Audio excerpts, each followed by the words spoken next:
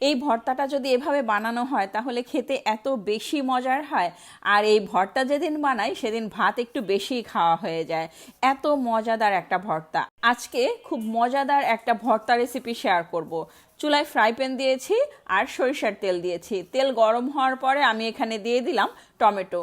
Tomato খুব ভালো করে ধুয়ে আমি এভাবে ছোট ছোট টুকরো করে কেটে নিয়েছি। আর এখন টমেটোগুলো ঢাকনা দিয়ে ঢেকে দিলাম খুব অল্প পরিমাণ লবণ দিয়ে। একটু নাড়াচাড়া দিয়ে দিব যাতে করে টমেটোগুলো এপাশ ওপাশ দুপাশেই হয়ে যায় আর একটু লেগে লেগে যাবে। এই টমেটো ভর্তাটা করলে এত বেশি মজার হয়। এখন আমি এখানে দিয়ে দিব পেঁয়াজ কলি বা কালি। অনেকে এই কলি বলেন, আবার অনেকে এই কালি বলেন, অনেকে অনেক নামে চেনেন। তো পেঁয়াজ কালিগুলো আমি এখানে দিয়ে দিলাম। শুধু পেঁয়াজ কালিটা ভাজি খেতেও ভীষণ মজার, তবে আজকে টমেটো দিয়ে ভর্তা করব। তো এখানে আমি পেঁয়াজ কুচি দিয়ে দিলাম কিছু, 2টা কাঁচা মরিচ দিয়ে দিলাম, কাঁচা পাকা মরিচ দিয়েছি, আর 3 কোয়া রসুন দিয়েছি।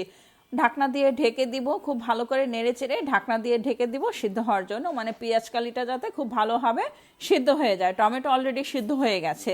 তো নামিয়ে নিয়েছি, ঠান্ডা করে নিয়েছি। এখন ভর্তাটা করব।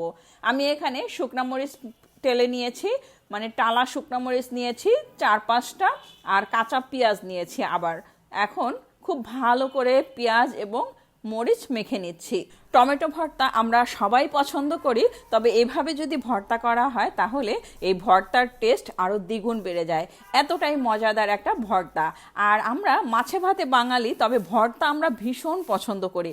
যখন ভর্তা ভাত হয় তখন মনে হয় আরও বেশি ভাত খাওয়া হয়ে যায়, আর ভাত সেদিন একটু বেশি রান্না করতে হয়। তো এখন আমি এখানে ধনেপাতা কুচি দিয়ে দিলাম। আর ভর্তা মানেই ধনেপাতা এবং সরিষার তেল।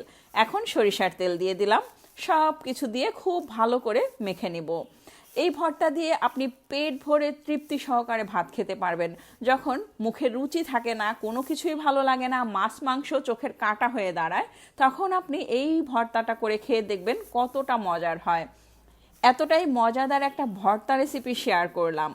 এতক্ষণ ধরে ভিডিওটি দেখার জন্য আপনাদের জানাই অসংখ্য অসংখ্য ধন্যবাদ।